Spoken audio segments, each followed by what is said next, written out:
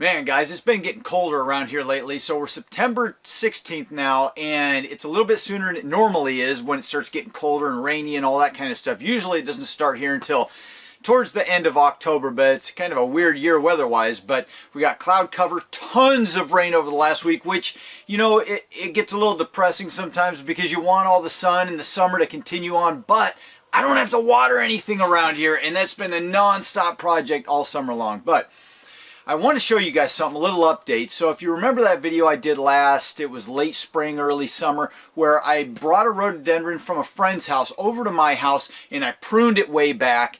And I wanted to show you how to, you know, after transplanting, what you do to these big rhododendrons so that it ensures good root growth. So I want to take you out there and show you what it did over the summer after we pruned it back. Let's go take a look.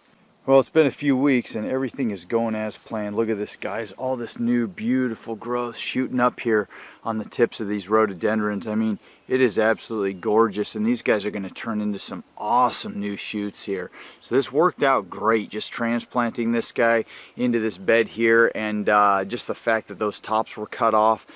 And also, they're gonna, as you can see, branch out a lot better. This is a bigger growing rhododendron with huge leaves and huge blooms, and just getting it to branch a little better is gonna make it real nice.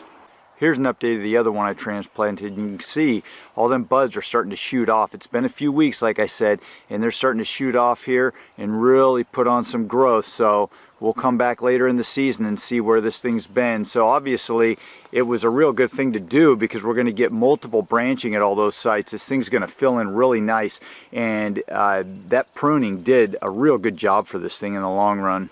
So this was the first rhododendron here, and you can see that I pruned it back. It had beautiful new growth, and it was really tough to do, but I pruned it back right here, right over here, all the little points where the new growth was coming out. I just pruned it all back because I wanted all that energy to refocus down into the roots, which is exactly what it did. And then, just like we showed you, it sent off lots of new growth at different points right below where we cut it off.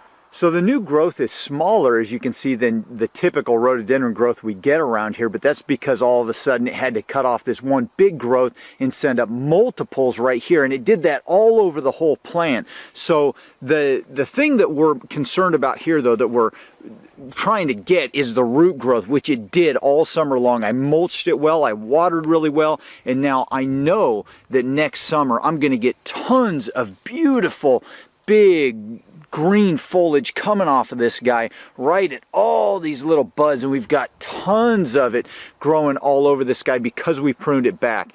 And so I'm really excited for next spring to see how filled out this thing gets.